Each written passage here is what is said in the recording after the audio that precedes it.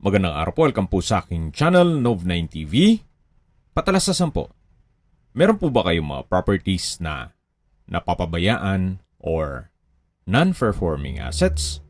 Plan nyo ibenta, pero wala kayong oras pagbenta nito.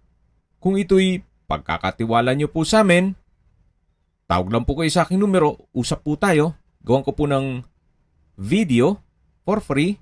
Yes, libre po. Wala po kayong babayaran. Tutulungan pa namin kayong mabenta ang inyong property. Kami na po bala sa marketing, sa boosting, pati po sa paid advertisements, even sa tripping. Hindi na po kayo mapapagod sa pag-entertain ng mga buyers. Kami na po bala sa lahat. Tawag lang po kayo. Nandito po tayo ngayon sa Molino, Bacoor, Cavite, kung saan meron po tayong bagong video presentation, isang semi-commercial residential property na house and lot. May lot area po ito na 407 square meters along main road. Malapad po ang daan o concrete road. May floor area din po ito na 300 square meters more or less. May store space, nakabakod na po buong property, at flood-free area.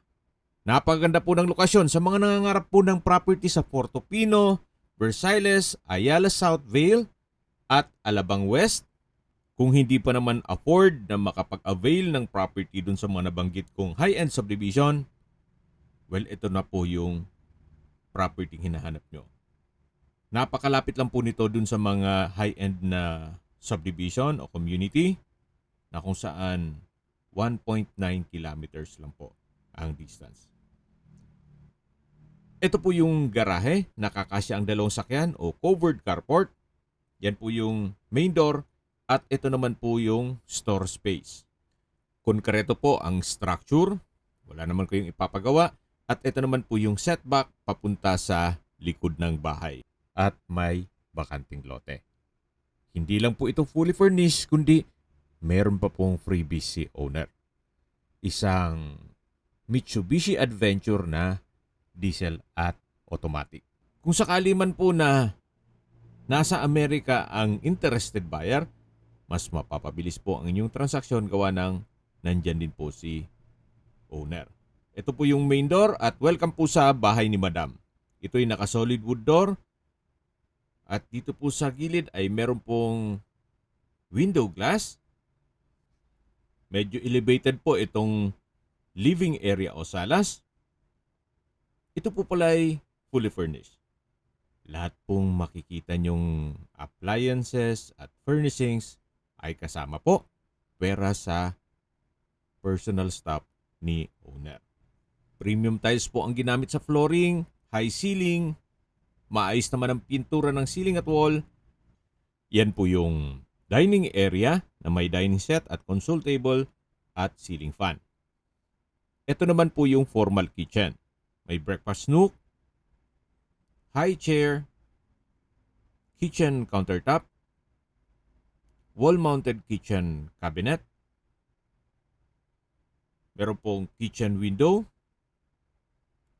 stainless sink with faucet, at storage ng kitchen utensils dito po sa baba.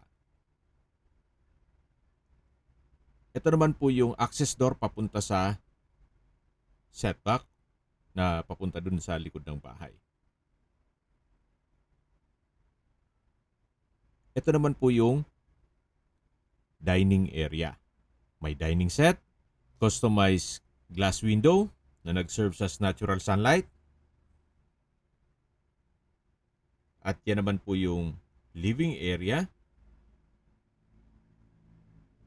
na may sofa set, may ceiling fan na rin po, at yan po yung main door kung saan dyan po tayo galing kanina.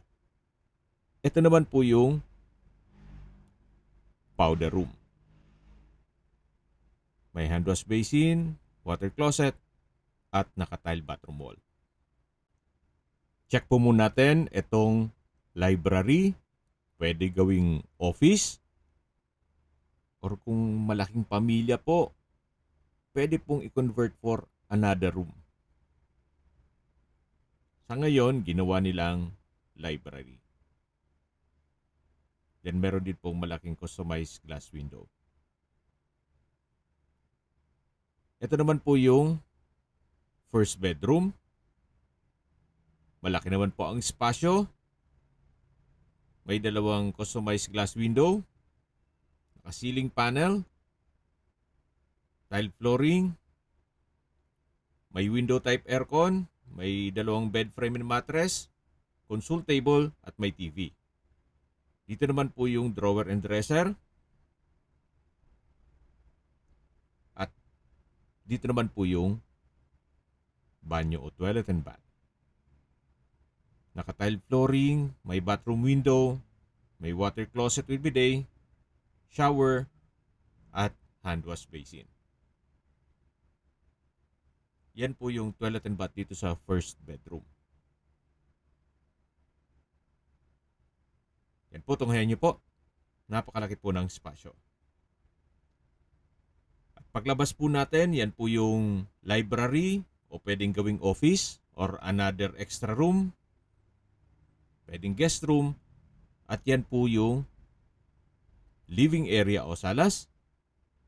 At ito naman po yung access door papunta dito sa bakanting lote. Na pwede pa pong gawing garden. Balik po ulit tayo dito sa loob. Yan po yung living area. At matatanaw natin yung powder room, yung main door, kitchen, at yung dining area. Na na-present ko na po ito sa inyo kanina. Yan po yung dining set. Kasama po yan. At may ceiling fan. May console table. Ito naman po yung second bedroom. Sa spasyo, sakto lang. Hindi naman siya ganun kaliit at hindi naman ganun kalaki. May bed frame and mattress. May window type aircon. Naka-tile flooring. At yan po yung second bedroom. Lipat po tayo dito sa third bedroom. Halos same size. Then may window type aircon. Glass window, ceiling panel, at dito naman po yung common toilet and bath. May hand wash basin, water closet, tile bathroom wall, at bathroom window. Ito naman po yung fourth bedroom. May window type aircon, ceiling panel, tile flooring, at may malaking glass window. Yan po yung mga kwarto. Balik po ulit tayo dito sa dining area. Then dito naman po yung living area o salas. Ito naman po yung formal kitchen o yung kusina. Meron pong access door dito. Check natin. May aluminum screen door. Ito po yung dirty kitchen. At yan naman po yung access papunta sa garahe o covered carport. Dito naman po yung service area o laundry area. Yan naman po yung setback. Balik po ulit tayo dito sa harapan. Yan po yung main door. At check na natin itong tindahan o store space. Actually, may mga tinda pa sila dito. Yan po, malaki naman po ang espasyo nito. Kaya kung sakali man na may kasamahan kayo sa bahay na gustong magtinda, well, meron na po silang libangan. At ito naman po yung tinutukoy ko sa inyo na setback, na kung saan malaki naman po ang espasyo nito.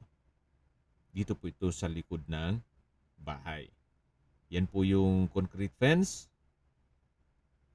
Actually, pwede pong maglagay pala dito ng swimming pool kung gusto ninyo. O dipping pool. Then, Lagyan ng mga ornamental plants sa palibot ito. Yan naman po yung papunta dun sa service area. At yan po yung mga kwarto.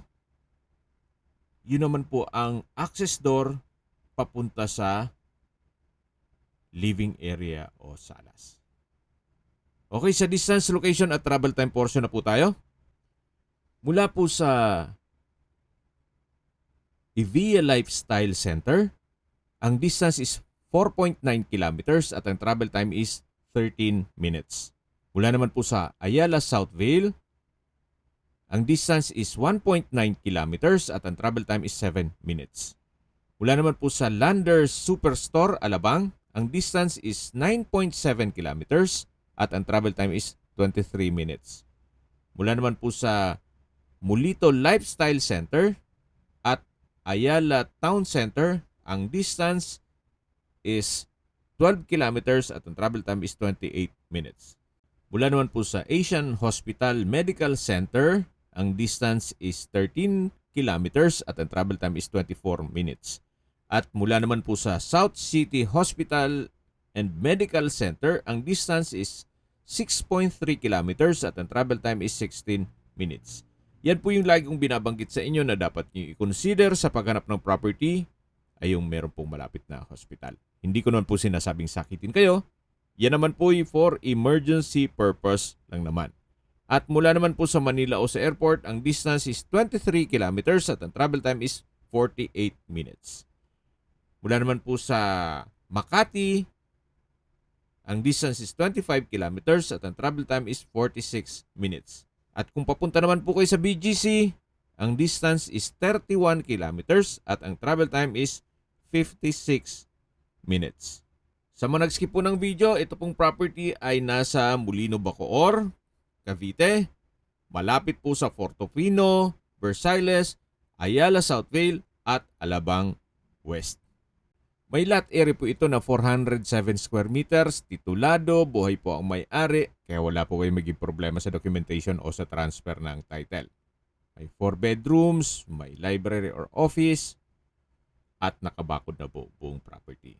Flood-free area at binibenta po ito ni owner sa halagang 18 million pesos. Kung may mga katanungan po kayo at gusto magpaset ng tripping dito sa property na to, tawag lang po kayo sa aking numero. At sa mga kababayan naman natin na sa ibang bansa, meron po akong WhatsApp, Viber, Telegram at Signal. Same number lang po, 0917-316-3399. Sa mga nagtatanong naman po ng aming Facebook, meron po aming Facebook page na Nov9TV at Facebook Real Video. Meron din pong TikTok at Instagram. May ibang YouTube channel po kami, the Nov9TV channel, Nov9TV Listings, Nov9TV On The Spot, Nov9TV Updates, at Nov9TV House Rental. Sana po naibigyan nyo ang video presentation. Paki-like and subscribe na lang po sa aking channel para ma-update din po kayo sa aking future listings. Kung sakali po hanap nyo yung mas malaking sukat ng lupa, meron din po kami ibang listings na pwede nyong pagpilian. Huwag po kayong mag-atubiling tumawag sa amin. Then, let us know your budget para malaman namin kung anong property pwede naming ilog sa inyo. Sa lahat pong viewers, subscriber at nagtiwala po sa amin, salamat po sa suporta. Ingat po kayo lagi at yung pamilya. Maraming salamat po.